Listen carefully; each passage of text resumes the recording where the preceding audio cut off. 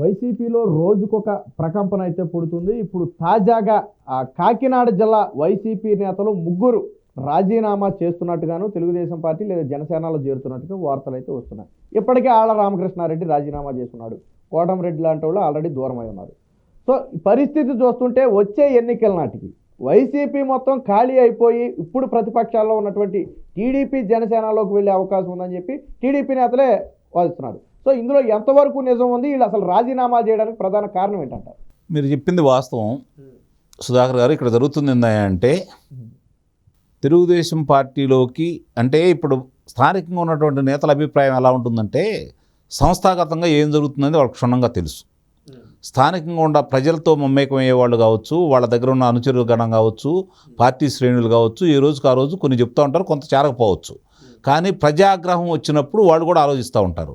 ఏమిటి నిజంగా మన మీద ఆగ్రహం ఉందా, ప్రభుత్వం మీద ఆగ్రహం ఉందా, స్థానిక నేతల మీద ఆగ్రహం ఉందా అని చెప్పని వాళ్ళు ఒక సమీక్ష చేసుకుంటారు.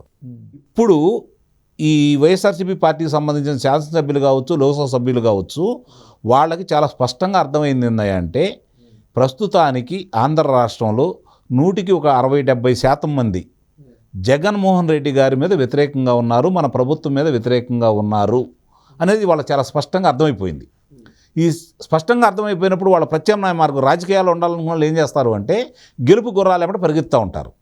ప్రస్తుతం గెలిచే పరిస్థితి ఏం కనపడతా ఉంది? తెలుగుదేశం పార్టీ జనసేన కూటమి.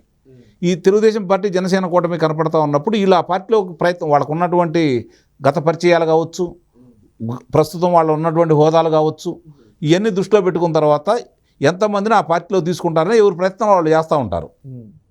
అది జనసేన తెలుగుదేశం పార్టీ అనేది చూసుకుంటా ఉంటే ఇప్పుడు ఈ వైఎస్ఆర్సీపీ పార్టీలో ఉన్నవాడు నాకు తెలిసినంత వరకు ఒక 90 నుంచి 100 మంది దాకా తిరిగి పోటీ చేసే అవకాశం లేక పోటీ చేయాలని చెప్పి వాళ్ళ యొక్క స్థానాలు మార్చినా కూడా పోటీకి విముఖంగా ఉన్నారు. వాళ్ళు రాజకీయాల్లో కొనసాగాలనుకున్న వాళ్ళు ఏం చేస్తున్నారంటే కొంతమంది తెలుగుదేశం పార్టీ కలిసి చూస్తున్నారు, కొంతమంది జనసేన పార్టీ కలిసి చూస్తున్నారు. ఇప్పుడు తెలుగుదేశం పార్టీ పరిస్థితి ఏందంటే అది నిండుకొండ ఈరోజు.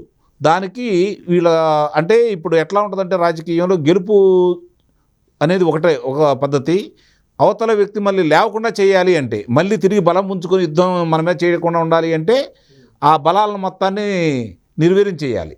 కాబట్టి ఆ వ్యూహంలో భాగంగా ఇందుట్లో వస్తామన్న వాళ్ళని మరీ ప్రజా వ్యతిరేకత ఎక్కువగా ఉన్న వాళ్ళని తీసి పక్కన పడేస్తే మిగిలిన వాళ్ళు ఎవరైనా వస్తారు అంటే తెలుగుదేశం పార్టీ వాళ్ళు స్వాగతిస్తుంది. అందులో సందేహం ఏం కూడా లేదు.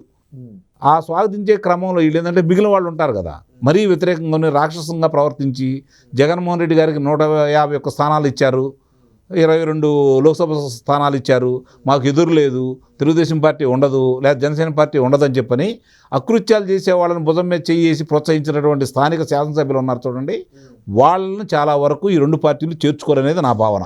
అలాంటి పరిస్థితుల్లో వాళ్ళకి ప్రత్యామ్నాయ మార్గాలు ఏముంటాయి చెప్పండి?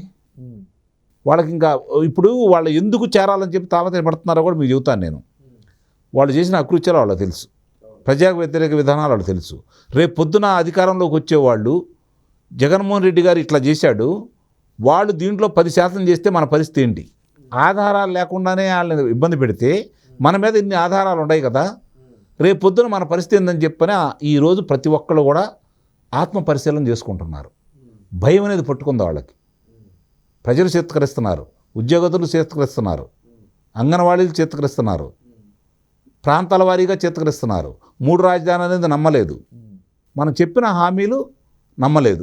ఆ రోజు యువత ఎందుకు వైఎస్ఆర్సీపీ పార్టీ కలిసి ఆకర్షితులయ్యారు? యువకుడు, ఆయనకి ఈయనకి 22 సంవత్సరాల వ్యత్యాసం ఉంది, ప్రత్యేక హోదా సాధిస్తానంటున్నాడు, పరిశ్రమలు తీసుకొస్తానంటున్నాడు. ఈయన ఇంత చేస్తే యువకుడు ఇతనికి డబ్బు అవసరం లేదు, ఇతను ఇంకెంతో చేయొచ్చు కదా అనే ఒక ఆలోచనతో వెళ్ళారు. వీడు చేసిన అసత్య ప్రచారాన్ని నమ్మారు, అభియోగాలన్నీ నమ్మారు. 4 సంవత్సరాల 6 నెలల 26 రోజుల కాల పరిమితిలో చేసిన అభియోగాలు ఏమీ నిరూపించలేకపోగా ఇచ్చిన హామీలు నెరవేర్చలేకపోతున్నాడు. కాబట్టి ఇది ఎవరి మీద వ్యతిరేకత? ఇది జగన్మోహన్ రెడ్డి గారి మీద వ్యతిరేకత. స్థానిక శాసనసభ్యులు అయితే ఇవ్వలేదు కదా హామీలు, స్థానిక శాసనసభ్యుల గురించి మాట్లాడుకోరు కదా. ఇది ఇప్పుడు మద్యపాన నిషేధం అన్నాడు, దశల వారీగా దాన్ని అమలు చేసేసి నేను 5 నక్షత్రాల విశ్రాంతి పలహారశాలలో తప్ప ఎక్కడా దొరకకుండా చేస్తానని చెప్పిన అతను విస్పష్టంగా చెప్పాడు కదా. దాన్ని నమ్మి కుటుంబాలు నాశనం అవుతున్న మహిళలు కూడా నమ్మి ఈయనకి ఓట్లు వేయడం కూడా జరిగింది. ఈరోజు వాళ్ళ ఆశల మీద నీరు చల్లాడు కదా, విచ్చలవిడిగా దొరుకుతుంది కదా, మద్యం మీద బాకీలు తీసుకొస్తున్నాడు కదా, మద్యాన్ని తాకట్టు పెడుతున్నాడు కదా, అది వాళ్ళందరికీ అర్థమైపోయింది కదా. వాళ్ళందరూ ఈరోజు ఎదురు తిరుగుతున్నారు కదా, వాళ్ళు దూరం అయ్యారు కదా. అంగన్వాడీలు ఆ రోజు తెలుగుదేశం ప్రభుత్వం 6,000 చిల్లర పెంచి 10,000 చిల్లర చేసింది. ఈరోజు నువ్వేం చేశావు? ఎన్నో ఆశలు కల్పించావు. వాళ్ళకి వ్యతిరేకంగా ఈరోజు రోడ్డు మీదకి వచ్చారు వాళ్ళు. వాలంటరీ వ్యవస్థ కంటే గొప్పది ఇలా వ్యవస్థ. ఎందుకంటే ఆరోగ్యానికి సంబంధించిన, మిగిలిన విషయాలకు సంబంధించిన, పౌష్టికాహారానికి సంబంధించిన ప్రజల మధ్యకి వెళ్ళేది వీళ్ళే. మరి ఇప్పుడు వాళ్ళందరూ వ్యతిరేకతమయ్యారు కదా. ఉద్యోగస్తులు వాళ్ళ ఆశల మీద నీళ్లు చల్లారు కదా. 2 చేతులు నొప్పి పుట్టేటట్టు మేము ఓట్లు వేసాము, దొంగ ఓట్లు వేసామని చెప్పని వాళ్ళే చెప్పుకుంటున్నారు కదా. ఏ వర్గాలు ఈరోజు నీకు అనుకూలంగా ఉన్నాయి? నువ్వు బటన్ నొక్కే వర్గంలో వాళ్ళు ఉండరా? వాళ్ళ పిల్లలు ఉండరా? వాళ్ళు ఆలోచించరా? ఇవన్నీ అర్థం చేసుకున్నారు కాబట్టి స్థానిక శాసనసభ్యులు పరిస్థితి క్షుణ్ణంగా అర్థమైపోయింది కాబట్టి వాళ్ళందరూ పార్టీ మారడానికి ప్రయత్నం చేస్తూ ఉన్నారు. ఆ చేసే ప్రయత్నంలో ఎంతవరకు సఫలీకృతం అవుతారంటే నాకు తెలిసినంత వరకు నేను చెప్పినట్లు ఎవరన్నా మరీ ఇబ్బందికరమైన నాయకులు తప్ప మిగిలిన వాళ్ళు ఎవరన్నా వస్తానంటే వాళ్ళకి ఎలాంటి హామీలు ఇవ్వకుండా, రేపు పొద్దున మీరు నిలబడతారని చెప్పి హామీ ఇవ్వకుండా రండి. ఇప్పుడు అందుట్లో కాకినాడ మీరు చెప్పిన ఉదాహరించిన జగంపేట నియోజకవర్గానికి సంబంధించిన శాసనసభ్యులు గారు నేను ఎందుకంటే వాళ్ళ దగ్గర బంధువులే కదా, జ్యోతుల నెహ్రూ గారు కూడా, మేము పోటీ చేసే ఆలోచన లేదు, నేను తెలుగుదేశం పార్టీలో చేరతాను అనే అభిప్రాయం వ్యక్తం చేశారని అది ఈ మధ్య బాగా ప్రాచుర్యం పొందింది. జనవరి 5వ తారీఖున వచ్చి చేరుతున్నాడని చెప్పి ఇట్లా చాలామంది స్వచ్ఛందంగా చేరతారని అయితే నేను భావిస్తున్నాను.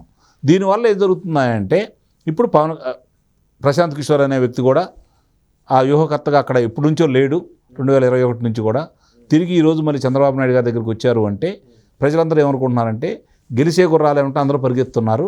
నిస్సందేహంగా గెలుపు అనేది ఇది 2021లోనే ప్రజలు నిర్ణయించారు. సుధాకర్ గారు ఒకటి గుర్తుపెట్టుకోండి, అది 2022లో స్పష్టంగా చెప్పారు. ఎప్పుడైతే మహానాడు మీరు ఆటంకాలు ఎన్ని కలిగించినా కూడా, వాహనాలు సమకూర్చకపోయినా కూడా వాళ్ళకై స్వచ్ఛందంగా వచ్చేసి అన్ని లక్షల మంది వచ్చేసి ఎంత గొప్పగా చేశారో చూసిన తర్వాత చంద్రబాబు నాయుడు గారికి, లోకేష్ బాబు గారికి, అలాగే ఇటు చూసుకుంటా ఉంటే పవన్ కళ్యాణ్ గారికి ప్రజలు ఎదురేగి స్వాగతం పలికి, ఇప్పుడు ఇంతకుముందు నాయకులు ఏమంటే ప్రజలు నడిచేవాళ్ళు, ఇప్పుడు ప్రజల ముందు నడిపిస్తున్నారు. మీరు రండి, ఈ ప్రభుత్వానికి వ్యతిరేకంగా మీరు ముందుకు రండి, మేము ఉన్నామని చెప్పని. ఇది వాళ్ళకి అర్థమైపోయింది. ఈ పరిణామంలో ఏం చేయాలో అర్థం కాక వాళ్ళు తలబద్దులు కొట్టుకుంటూ ఉంటే ఇప్పుడు ఈ స్థానిక శాసనసభ్యులు కావచ్చు, లోక్సభ సభ్యులు కావచ్చు, వాళ్ళు పార్టీ మారాలి అనే భావన వచ్చిందనే తెలియక వాళ్ళ కంటి మీద కునుకు లేకుండా పోతుంది. ప్రజలందరూ ఏమనుకుంటున్నారంటే, ఓరు నాయనా నువ్వేదో పిచ్చాలోచన చేస్తున్నావు, శాసనసభ్యులు కాదు మార్చాల్సింది, నిన్నే మార్చాలని మేము నిర్ణయంకి వచ్చాము, నిన్ను మారుస్తున్నాం, ఎవరినైనా మార్చుకుంటున్నారు వాళ్ళు. ఇది వాళ్ళకి అర్థమైపోయింది కాబట్టి భయం పట్టుకుంది. చాలా స్పష్టంగా అర్థమైపోయింది ఇక్కడ ప్రజలందరికీ, నాయకులకు కూడా. ప్రజలు స్పష్టంగా ఒక నిర్ణయానికి వచ్చి ఉన్నారు. నువ్వు 108 నియోజకవర్గాల్లో నీకు సంబంధించినంత వరకు తెలుగుదేశం పార్టీకి 12 మంది మాత్రమే ఉన్నారు. అందుట్లో 2 లాగేసుకున్నారు. 2 లాగేసుకున్న తర్వాత కూడా మిగిలిన వాళ్ళందరూ కూడా ఎవరూ లేని సమయంలో 108 నియోజకవర్గాల్లో నీ ప్రభుత్వం ఉండి గత స్థానిక సంస్థల్లో పోటీ చేయడానికి కూడా ముందుకు రాని పరిస్థితుల్లో 3 శాసనమండలి సభ్యుల్ని ఎంత విస్పష్టంగా ఎంత మెజారిటీతో గెలిపించుకున్నారో అర్థమైపోయింది కదా. అంటే ప్రజల నిర్ణయం ఏందో అర్థమైపోయింది కదా. దొంగ ఓట్లు జరిపించావా? 2వ తరగతి, 3వ తరగతి, 10వ తరగతి కూడా చదవని మహిళలను తీసుకొచ్చేసి పట్టభద్రులను చేసేసి దొంగ ఓట్లు వేయించుకున్నావు కదా, పట్టుకున్నారు కదా. మీలాంటి మీడియా వాళ్ళందరూ దాన్ని చూపించారు కదా. మరి ఇవన్నీ జరిగిన తర్వాత మరి రిక్షా కార్మికులకి కొంతమందిని తీసుకొచ్చేసి దొంగ ఓట్లు విస్తృతంగా చేసేసి డబ్బులు అధికంగా ఇచ్చేసి వాళ్ళ కానుకలు ఇచ్చేసి ఇంత చేసినా కూడా మిమ్మల్ని తిరస్కరించి 3 శాసనమండలి సభ్యుల్ని అఖండ మెజార్టీతో తెలుగుదేశం పార్టీని గెలిపించుకున్నారు కదా. అంటే అక్కడ అర్థమైపోయింది కదా, నీకు 108 నియోజకవర్గాల్లో నీ సత్తా ఏందో తెలిసింది కదా. సొంత నియోజకవర్గం, ముఖ్యమంత్రి గారి సొంత నియోజకవర్గంలో 3,000 ఆధిక్యత వచ్చింది కదా శాసనమండలికి. ఇది ఊహించారా ఎవరన్నా? కాబట్టి ఇవన్నీ మనం దృష్టిలో పెట్టుకుంటా ఉంటే ఈరోజు జరుగుతున్న పరిణామాలన్నీ చాలా స్పష్టంగా ఈ ప్రభుత్వాన్ని దించడానికి ప్రజలు సిద్ధంగా ఉన్నారని అర్థమైపోయింది. సంకేతాలు ఇచ్చేశారు, ప్రజలు గెలుపునిచ్చేశారు. ఇప్పుడు జరిగే పోరాటం అనేది సంఖ్య కోసమే తప్ప గెలుపు గురించి అయితే కాదు. అది మాత్రం స్పష్టంగా చెప్పగలను నేను.